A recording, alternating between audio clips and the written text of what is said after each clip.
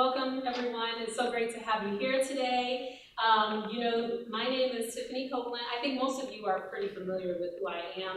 Dr. Copeland, I'm head of the TVRA program as a TVRA coordinator. And we're just really happy to have you here as a part of today's event. We have partnered, so Montgomery College as well as the Media Club have partnered with Sheba Kereere. This was an idea that I actually just had literally 24 hours ago.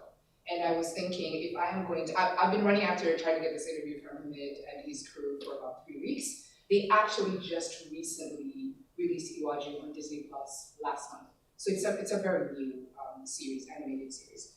And so finally got the approval, when was that, Monday. And I was thinking, okay, now that I have the approval, I have sat in the places where you are now, not in this particular college. I was at University as a broadcast student, journalism student, and I was thinking it would be great to interview him. I can record it and do whatever, but why not connect with one of the local schools so that each of you sitting, I've sat where you have sat, so has Hamid.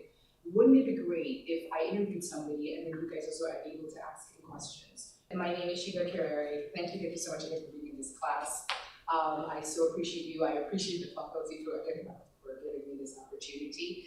And so I'm just going to kind of dive right in. Iwájú is an animated series. It's set in a futuristic Lagos. That is one of the major cities in Nigeria, West Africa. Like I said, it just was released last month on Disney Plus, and it is scheduled to be released to more other channels on the continent of Africa. So they've been doing a lot of premieres and things like that. He is, like I said, the CEO and also one of the co-founders. He is also a production designer. Remember, we're talking about the whole CG thing, right? At Disney Animation. I've already mentioned we're from the same country. He's making us proud. Hamid, we're very proud. All right, so welcome, Hamid, who looks like he's working out while we're talking. Great way to burn calories, by the way. Are you Yes, I am, yes.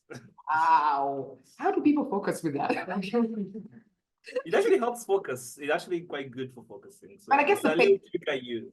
Yeah. Yeah. Okay. You know, when you walk, you tend to think about ideas when you're walking on the beach a lot. This is pretty much bringing that into your meetings as well. Okay, but you're doing it at a slower pace. I've seen people like on social media running and typing, and I'm like, that doesn't.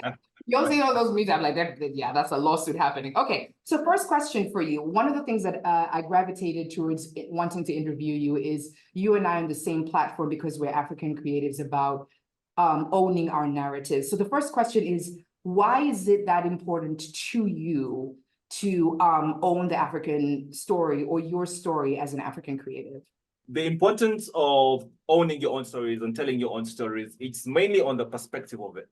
So an example I've been giving recently when I'm giving talks is because of the fact that when you live inside something, the way you see it is very different from somebody who's watching it from the outside looking in. And the importance of owning or telling your own stories, especially for Africans, is because most people don't really understand African culture that well. They don't have many insights into it. And a lot of the things they tend to understand about it tend to come from two different perspectives. Either it's from one side, which I would call it poverty porn, which they watch, or hope the Africans is that side, or there tends to be another side, which ignores all the negatives. So it's very sensationalized. It's like everything is great here. But if you think about it, that goes from a perspective of the poverty porn is very obvious to see why that's wrong. But people often don't see why telling only the positive part of the story is wrong. That's because the things people consider positive in the worldwide view, that's from that perspective. Whereas if you're in Africa, there's some things from outside that can be looked at as negative, but from inside Africa, you guys find a way to make it positive. And it ends up being an imperfect thing, right? So something is not beautiful because it's perfect. Something is beautiful because the imperfections and how they adjusted to those imperfections, they make it uniquely beautiful. And that's why you should own your own story. So you get to tell the story from that perspective of seeing the uniquely beautiful things. An example is if you look at Japanese culture, which has been exported very well with anime. Right now, if anybody is watching a Japanese anime and they see one of the kings, the castle has been raided, they remove a sword and they stab themselves with the sword. Nobody goes, oh, mental health, that's why you committed suicide, right? They look at it from the Japanese perspective. Whereas there's nothing of that sort for most stories, i.e. African stories.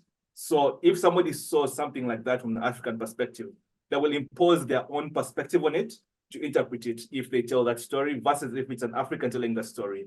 they'll tell you from an African perspective and hopefully teach the world about something new. Really good. I love the example about the Japanese one because you're right. We have all been, I won't really say conditioned, but we've been so exposed to their culture from a young age that we know that is like an honor killing. So it's not really like, you know, the man. Yes, I hear that. So thank you so much for sharing that. Again, before we started, I don't know if you were hearing me, I was just sharing with the students how it is really important to grasp a hold of your narrative. I know right now we're speaking about the African narrative, but there's also our own narrative as people, because I'm here in the US and a lot of people are mainly Americans here, but you know what I mean? Like, so thank you so much for that. The second question I wanted to ask is, so briefly share with us how you got into animation and why animation. I find that very fascinating. It's a very interesting journey. I'll try and summarize it the best I can. Often I'll talk about this, I end up talking for about 10 minutes or so. So I have two main inspiration points from when I was younger. The first one was, both of them accidental, which kind of, I always say I'm the luckiest man alive because a lot of things that have set me on the right path have been accidental. So the first one was an advert playing and I saw the picture of the Mona Lisa. And for some reason, that picture just captivated me. And obviously I did research into who Da Vinci was. This was in Kenya a long time ago, in the days where internet for 1 hour loads you one Wikipedia page. So it was very, exactly, like you had to really spend your money wisely. And I did research on Da Vinci, and his life is very fascinating. And that was the first idol for myself. I wanted to become like Da Vinci. So the first thing that kind of set me on the path of art and science combined. And then later on, the second piece of inspiration for animation specifically was The Lion King. And that's because, as I said, I'm Ugandan. I was born in Uganda. But my first 9 years, so from about age 2 to 9, I was in Kenya. So naongea Swahili, I speak Swahili. And in Lion King, they speak Swahili.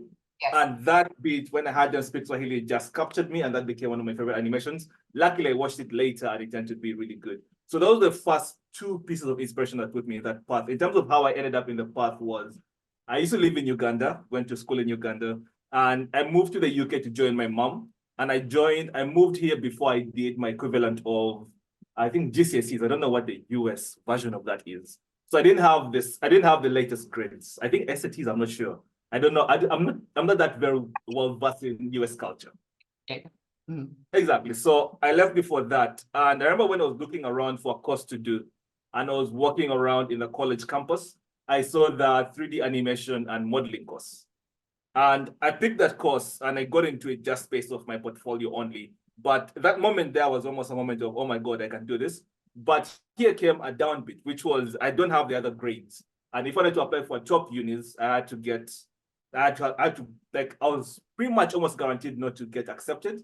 But I kind of went with the belief of, I'm going to get the highest possible grade on this course, right? Even if I don't have the other qualifications. So I make sure to get an equivalent of an A+ on every single module. From there, I got into the uni I wanted because they liked my portfolio, to be honest. Everything was based on the portfolio, which is one thing I like about the industry in general, especially from the artist side, is it doesn't matter where you're from. If you have a strong portfolio, somebody is going to pick you up. That's one thing I know about the industry. It has a lot of faults, but that's something that's very true. Even in university, I sacrificed getting a first in the university to get an upper second because I wanted to focus more on making myself a better portfolio with a theory that nobody's going to ever ask me for my grades, like my actual certificate. Until today, I've never shown my certificate to a single human being. It's usually about the portfolio and what you've done and your skill. And that's kind of what got me to got me to the world. So university I did well and then applied for only one job. That was when I was applying for MPC. I applied for them because working on the Lion King remake. And I got to work on the remake of the Lion King, which was the movie that inspired me. So that was a very nice circle of life moment. So that was my general journey before I created my own company, started Kugali, and then in Kugali, we ended up again coming back right back into animation and creating the Iwájú animation. Awesome. Just for clarity, because we're in a school, he's not saying don't do your homework, please. Don't have horrible grades. I don't want to get killed here. I mean, we got to make some coffee. I would say more or less do the homework, but always keep in mind what the industry prioritizes, right? That's good. In terms of, because the homework sometimes is slightly different because you have to hit certain things to be an academic institution, right? For it to be a course, you have to have certain things. So I'd say do your homework, but don't lose sight of the real goals, of the main goals. So if you're going to be a videographer, and the videography unit only has like 50%, and then the other one has 50%. I'm not saying get 0% and 50 this side. I'm saying get, maybe if you're gonna get 40, maybe get like 35, but put a bit more effort on the videography on which you're really focusing on, because that is what you're gonna get judged on in the real world. Nobody's gonna be like, oh my God, why did he get those bad grades? They'll just look at your really amazing work and be like, that work is amazing. So it's a bit of a balance, but edge it towards the thing you want to do. Awesome. I like that one. What's your advice? Very practical, very practical. Okay, so any advice for anybody in the classroom, and hopefully we're able to share the video for to other students who weren't able to make it. Just briefly, because I have one more question that I'm going to open up to the students, but another question before this one. What do you think is the quickest way to get into animation? To get into animation, animation is easy but not simple. I'm gonna describe it almost like losing weight. In other words, it's very simple. Everyone will tell you, oh, just eat less, exercise, but the practicality of doing that is a bit challenging. So I would say the first thing you need to do is you need to have the love for it. You need to have the love for animation, because it's a treacherous journey in a way, right? It's very hard to maintain the consistency you need to become as good as you need to be. But again, as I said, animation is very fair if you're coming in as one of the animators, in that your skill will take you through. Now, you also have to have a lot of soft skills. Like, you have to know how to talk to people. You have to be pleasant to work with. Because there's some people who are really good, but they're not pleasant to work with. And in the industry, people would tend to work with you just because they have to, and you don't want that. You want people to work with you because they love working with you. So, pleasant person, make sure your work is amazing. It's very simple. It's animation, very simple. Make sure your work is amazing. Now, if you're trying to lead a project like a director, or you're trying to sell a project, that's a whole different ballgame. Then you need a few other skills. That one, your work being good enough is not good enough. You need to network really well. You need to know the right people. You need to be able to talk properly. You need to be able to express your ideas clearly. You need to be able to lead people very, very well too. Love that. Love that. Okay. So let's see here. Last question, and then I'm going to turn it over to the room, because I know time is going, and I want to give the students an opportunity for me. So my last question for you is, as I was sharing with the students earlier before we started, is I think a lot of times, well, for some people, for a lot of people, they're looking at the glam and the glitz, like right now where you are, as you and the company, right? It's Kugali Media, and now with Disney Plus, and now, he was working on the Lion King, the remake. It's all glamorous. It all sounds great. What I would love for you to actually share with them is just some advice for the times where it's not going to be as easy, or I'm not saying they won't get to the dreams, but you and I are in this field, and we know you literally have to guard your dream. You have to go for it. So I just wanted you to please give them some words of advice and words of encouragement for the times where they might be maybe in a family, or nobody else has done what they do. Like, I don't even think you have animation people in your family, right? Or friends. So sometimes people don't understand what you're trying to do, but I just want you to speak into their lives, because no one may be able to understand the storytelling journey that they're doing, but something that we can plant a seed now, that 6 months from now, after they graduate or whatever, they can look back and say, hey, in the times where work is looking crazy, or I'm getting a lot of no's, or whatever is happening, what words of advice would you give them to keep going? Okay, I have 3 of them. And this is something I've been thinking about a lot recently, just because we went through our ups and downs. I'm sure. And there's some very interesting parts of the journey. And one of the things I learned is most of the advice that hit me the most is not advice I'd never heard about. It's just advice that came in at the right time. So I'll give a weird piece of advice, which is in those dark moments, often, because there's an analogy I use, right? When you're in heaven, you have a perfect view of hell. And when you're in hell, you have a perfect view of heaven. The problem is when you're in heaven and you look at hell, it terrifies you, right? You're like, I'm not going to go down there. But when you're in hell and you have that view of heaven, a lot of times you're like, oh, it's unreachable. So it's almost like if you try to emotionally put yourself in a position where the same way when you're in heaven and you're scared of hell, like nobody who's successful looks and be like, oh, nothing will ever go wrong. They're like, oh my God, that could go wrong, that could go wrong, that could go wrong. Have that same level of diligence when you're observing yourself when you're in the lowest point. And often you pick up a piece of advice from that position that will help you go forward. I'll give you one that came to me one time. We're in a really, really bad time, like really, really tough situation. And I was just scrolling around to just look for advice in general. And there's an app called, what's it called? Mentor. I can't remember. I'll remember the exact name later. But it pretty much is different people giving speeches. And there was this lady there who was talking about her tough times. And pretty much she works with different companies, trying to sell companies to different people. And they were in a bad position when they're selling this company. And the advice she got from her mentor, which I'm going to part there, which really hit me at that moment, was when things are going really rough, if you're looking at the storm, if you're in a storm and you stare at the storm while walking, you're inevitably going to fall down. You don't want to do that. What you want to do is you look up to plan and strategize, then you look back down and you make sure the next step, the next move you make is perfect. And you just keep on doing every single move you do like that the best you can. And at least it will avoid you from making stupid mistakes, right? As they say, wisdom is finite, stupidity is infinite. And whatever bad situation you're in, you can do something so stupid it will put you in a worse situation. And there's that temptation to just flip the table. You don't want to do that. So just take every next step as carefully as you can, even if you're going very slowly. Just at least just keep that in mind, right? When you're up and you look down, you could calculate all the things and all the ways to avoid that. When you're down, look up, calculate all the possible ways you can climb out of it, and just keep doing that. It's gonna not be straightforward. If you want a straightforward career, I'm gonna be honest with you. Entertainment is not it. You're right. This is gonna be a very tough career, and again, nobody told you to come into this career. Often people tell us not to come into it, so you have yourself to blame. So take responsibility and try to build yourself to be a person who can survive in this career, because that's a career you love. I'm assuming you love this. That's why you're doing it. If you don't love it, you may need a bit more than advice, but it's a very tough time. Yeah, yeah.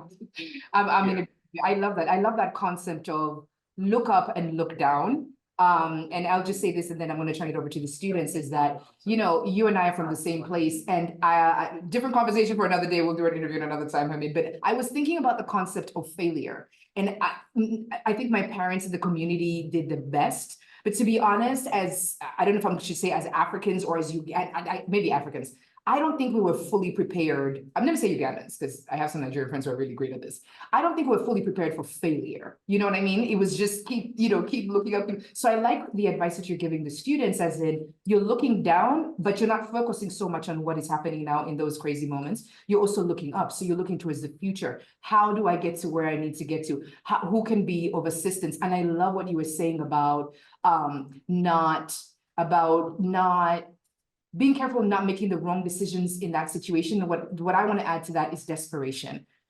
Because again, you and I are older than them. It's a really great idea to be grounded so that you're not making decisions because you're in a desperate situation. And then, like you said, that takes you like 20 steps back, yet you could have just stuck it out, Yeah, I really, really love that. So, okay, over to the students.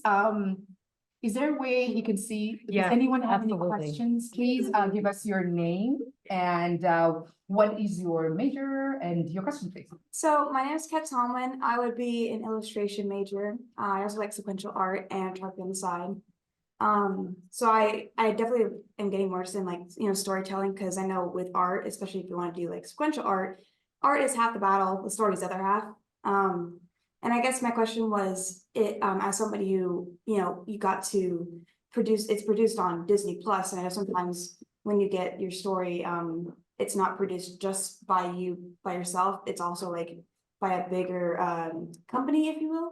I know sometimes I've heard stories of them kind of trying to, I guess, take over a little bit with like making sure that your story aligns with their guidelines or what they had in mind, like, oh, they want to change things about what story you're trying to tell to make it fit better, or sometimes they kind of mess with it and get in the way, I guess, of you getting what clarity you want to get across, I guess. How did you, I guess, deal with that? Okay, that's a really good question. I'm gonna give you a two-part answer. The first bit is we started off, at least with the Disney project, Iwájú, we started off in the right foot, because the project did not start off from us being, hey, let's work together. Disney reached out to us just to talk. And Kugali, we are focused on authentic African storytelling, right? Now, Disney wanted, at least from that conversation, it looked like they wanted to tell an authentic story. And because we both wanted the same thing, it was easy to make sure things don't get lost in the weeds, right? So that's part one of it, is start off from the right foot. And of course, if we went to Disney and we brought up like a R-rated horror movie animated to be like, it's not gonna fly. It's Disney, right? They like it to be family friendly. So you also keep that in mind. So that's one part of it. The other bit of it is something I actually learned when working on the Disney project, because I've worked on a lot of small projects. I worked as an employee, but not as a person who's driving the story or driving the vision of how the thing is gonna look. And the biggest issue, not even an issue, it's a challenge, is because you're coming in with something new. It's a new story. So especially if you're telling a unique kind of story. If you're telling a common story, you'll not face this problem. So if you're making a unique story and you're talking to somebody who is more experienced. Now, if you remember in the talk, I mentioned that the film that inspired me was the original Lion King. Now, our visual effects supervisor in Iwájú worked on the original Lion King. Now, if you know anything about animation, VFX supervisor and production designer are the two people in charge of the visuals.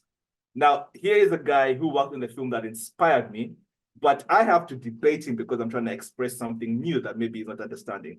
And that could feel very odd inside your head.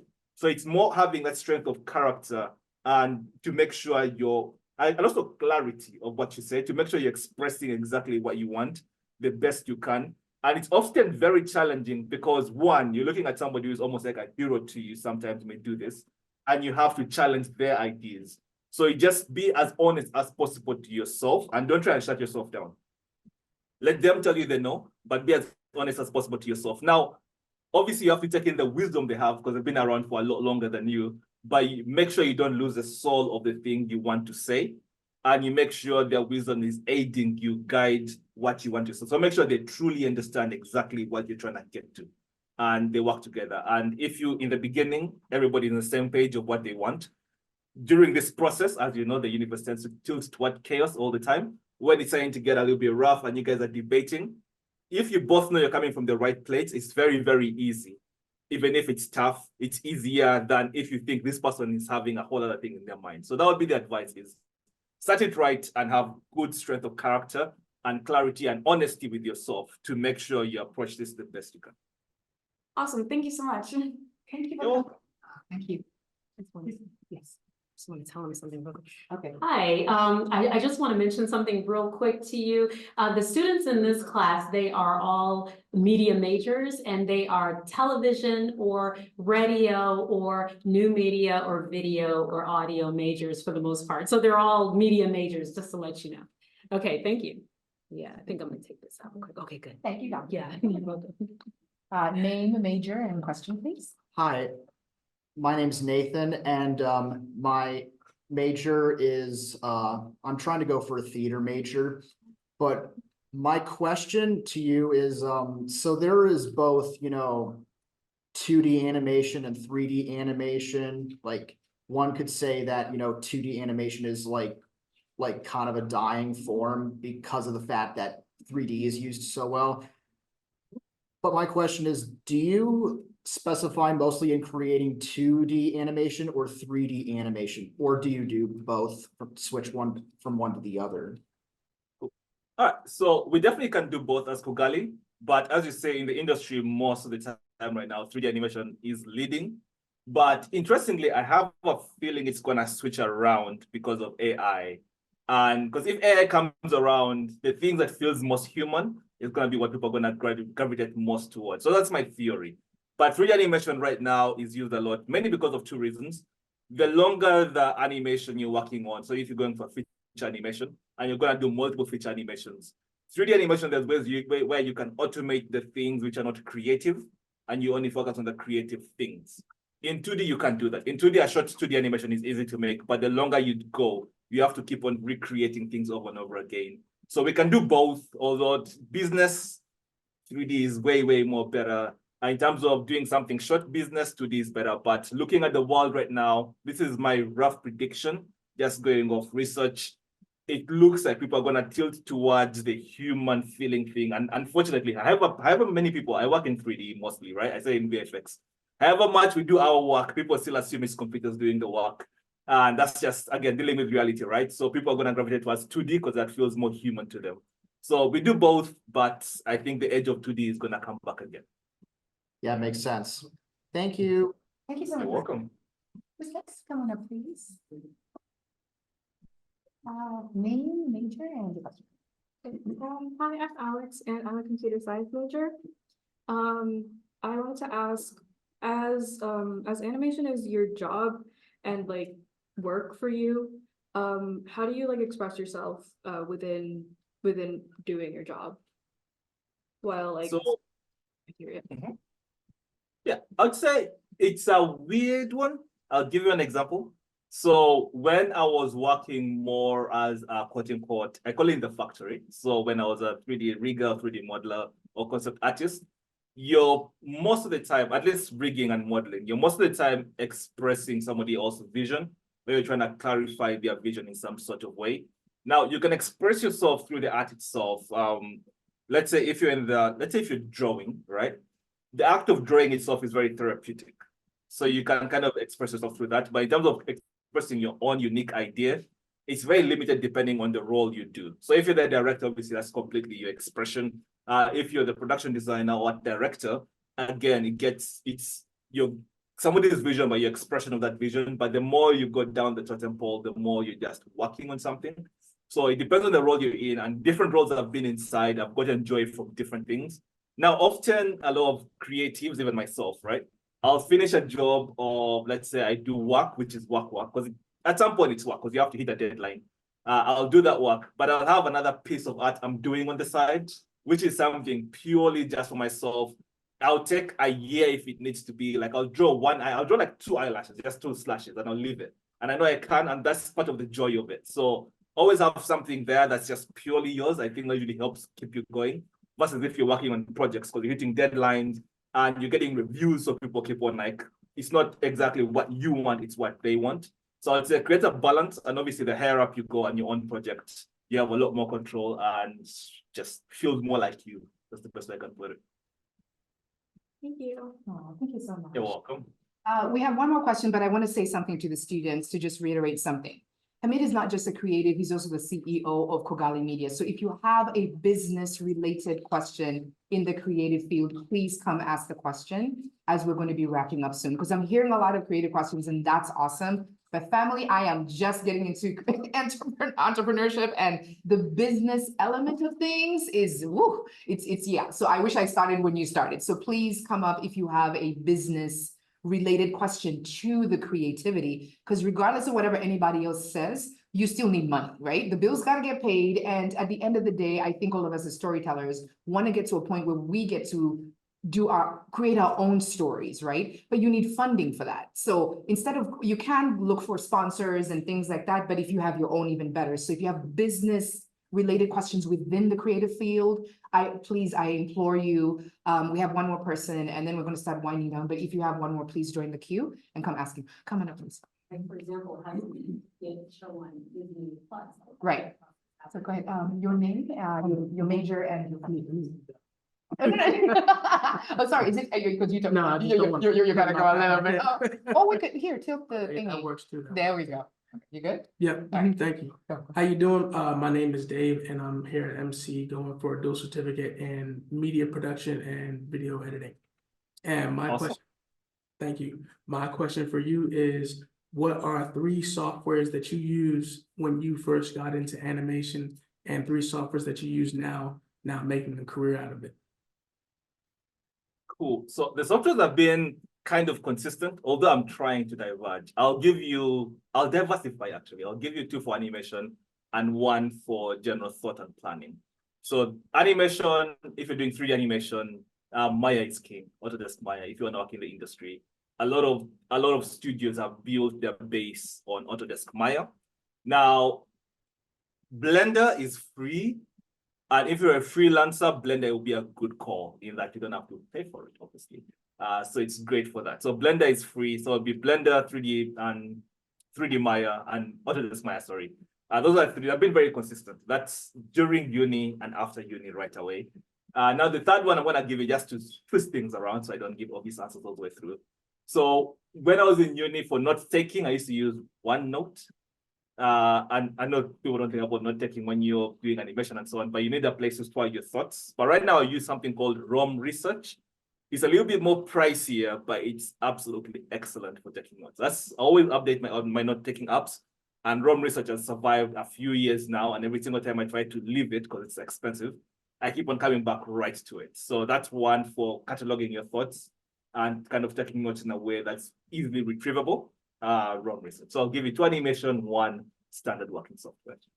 So just so I make sure, Blender was one of them, and what were the other 2? Autodesk Maya. So Autodesk Maya. Those are all 3D. Maybe I should give you something 2D as well. Okay. Or just Maya, M-A-Y-A. Okay, translation. Yeah. There you go. M-A-Y-A would be the standard 3D one for most of the industry. If you're a freelancer, Blender, I think that one you had that. And then 2D is really Toon Boom is a very big one right now, which a lot of creators are using.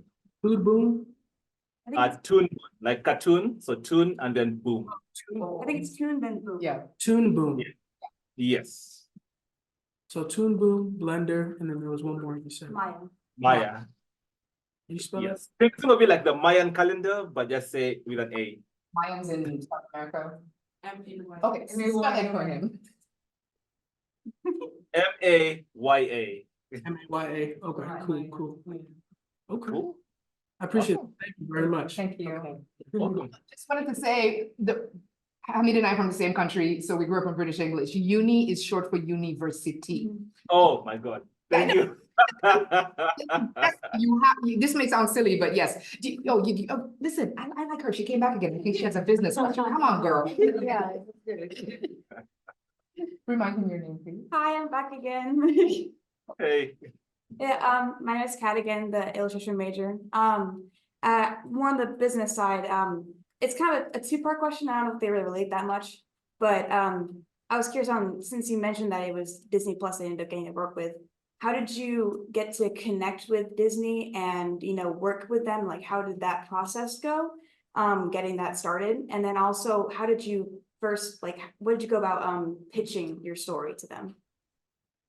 Okay. So this is, that story of this is actually very magical. I'd say if you have Disney Plus, if you go on Disney Plus, there's a whole documentary about it. So not only is there Iwájú on Disney Plus, Disney did a documentary on us on this show, mainly because, again, one, this is the first time Walt Disney Animation has collaborated with anybody to create an original animation. Iwájú, so it's kind of a historic thing. So it's documented with a documentary. The documentary tells the story more in depth, but in short, we were doing a BBC interview. We had just launched the first ever African comic book anthology. So that was in comic books. And BBC did an interview on us. And in that interview, when I was younger, I was very young, you'll see the difference. I said, we are going to kick This Is Us in Africa, which was very brash to say in an interview. Now, I thought they would never use that line. I never thought it would make the little thing they were doing to like a 5-minute clip that recorded that for a whole day. But that ended up being the headline they used. Now, Jen Lee, who is the chief creative officer of Disney, saw the headline and decided to watch the little clip. It was like a little mini documentary by BBC. They call it BBC Stories. Now, when she watched it, she was intrigued by us instead of getting upset, and then looked us up. Now, this is where it comes really handy having work already online, because she saw the comic books we were doing at that time and reached out to us just to talk. And then from there, everything continued, and it almost happened naturally, which is not the norm in the industry. Usually in the industry, you know somebody, then you go to multiple pitch sessions, whereas this one generally reached out to us already excited by all the work we have done. So it gave us a stronger position than most people who are coming into pitch, if you can think about it in that way. So it's a very nice story. You should watch, if you go on Disney Plus, just Google it, just put Iwájú The Day Ahead. Or if you Google, Iwájú The Day Ahead. That's the documentary, and then check it out. It's a nice watch. It's a very, very nice watch. It's a very interesting watch. I definitely will, thank you. Thank you. It's awesome to hear that you got to kind of already make some of the story, and then that got their interest, and then they reached out to you. Because I know that's really cool. Like, you didn't have it sounded like you didn't have connections already with Disney, but they just saw your work and they reached out to you and wanted to work with you. We could tell him that's that awesome. he only has like a couple minutes. Great. Yeah, thank you. Thank you very much. Okay, we have one more. Come on up. Great questions, all of you, honestly. Hi, I'm back again. I'm Alex. Oh, we're good? Okay. I'm Alex, I'm a computer science major, and I wanted to ask, what like entry level like internships or positions do you think would be good for getting to know the field without like taking on a huge like workload, or like not necessarily things where you don't have to work hard, but like things where you can see what's going on without getting overwhelmed with what you're doing? Usually there's a position called a runner, which is pretty much almost like if you're on set, it's the same thing, or in animation, it's the same thing, where somebody who just gets people coffee and make sure it's pretty much anything that's needed is an undefined role. And often you can get to talk to professionals and do that. That's really the way a lot of students actually, they come in as a runner and they just around and they learn some stuff here and there. That's one position. Another one tends to be, it's very rare, but there's some studios which have like a program inside them to train people. That's usually a very nice one to kind of get going. So I was there all the way from, not even audition, because it's my company as well. So I was there when we were negotiating the contract. So this was in 2019. And the film just came out in 2024. So 2019 negotiating a contract. So that one I was there from the beginning all the way till we just finished doing the multiple premieres. So from contract negotiation to premiere, because that's my project, right? It's our project. Now, if you're coming in as a worker, you tend to go in and out of projects. So you'll go in a project, you are a 3D modeler in this project, you do a few models, then you needed another project, you work in that project as something else, depending on your skills. So you don't tend to see the whole lifespan. And most of the stuff you work on, you see them years later. So The Lion King came out in 2019 when I worked on that one. But when I was working on it, it was 2017 was when I worked on it. So I had to wait up to 2019 and I stopped working on it in 2017. So I finished my Lion King work in 2017 and it came out in 2019, right? So you tend to have those experiences if you're working in production. How long did you work on one project? Just like give or take. The longest one is obviously Iwájú. That one has been from 2019, so 5 years. The others have been, all the others have been relatively short. All the others have been a couple of months here and there. So 3 months, 4 months, 6 months. So I worked on Dumbo, Lion King, obviously I said, The Predator, Dr. Dolittle, Darkest Minds, and all of those were relatively short, like intervals of just doing my job and jumping to the next project. Okay, thank you so much. Sorry. Hi, my name's Genevieve. I'm an illustration major. Okay, so I'm wondering, when you're leading a project, how do you pretend that you know what you're doing, like for your team? Or how do you make sure that you have everything together before like presenting things? I'm sorry. I know. I like the question. I tend to avoid pretending because people find out very quickly and it's hard to recover from that. So what you want to do is be prepared. Because if you're prepared, you seem more knowledgeable than you are, right? So if you don't know much about a subject, but you prepared a little bit, you're gonna just seem more knowledgeable and you're actually bringing in value. You're not just pretending, you're bringing in value versus acting like something else. So I'd say always be prepared and try and be as prepared as possible. Yeah, and you also still have to like work with them to make it come together. Sorry, say that again? Still have to like work with them to make it to come together. Like Yes. Yes, it's very collaborative. Anything which is in the visual entertainment sector, like film, animation, it's very collaborative. If you try and do things by yourself, even if you're really good, you end up kind of halting everybody else's work. So you want to make sure the whole team goes forward versus you go forward. So yeah, you want to be prepared, but matter of fact, you could be prepared and you end up giving somebody else all the credit. And that happens a lot. And you'll be like, God damn, I'm the one who did all that work, but it's okay. Your turn will come when somebody will be prepared and you'll get the credit for it later on down the line. It tends to be like a little cycle where the leadership gets a lot of the credit, even if somebody lower brought something which is a brilliant idea. Okay, that's very helpful. Thank you so much. Thank you. You're welcome. Okay, thank you. That is it, Hamid. Thank you so very much. Can we give him a round of applause? He's a very busy man. Thank you so much for agreeing to do the Blueprint series with myself and the amazing students who are here. Honestly, clap for yourselves. I loved all your questions. That was actually really good because it's real life questions and they're tackling things. And I can also see a lot of you are planning for the future. So that's amazing. So I'm just going to do my quick close and then hand over to Dr. Copeland to close. So again, thank you so very much to you, to the rest of the Kugali team, the PR team that has been doing an amazing job. Again, Keep up the good work. Thank you so very much. I'm so appreciative. For the rest of you, thank you so much to Montgomery College, Dr. Copeland, you rock. Professor Copeland, thank you so much for giving us your class today. Hopefully, Hamid, we can, you know, create a kind of relationship with the school and we keep coming back and bring the guys with you.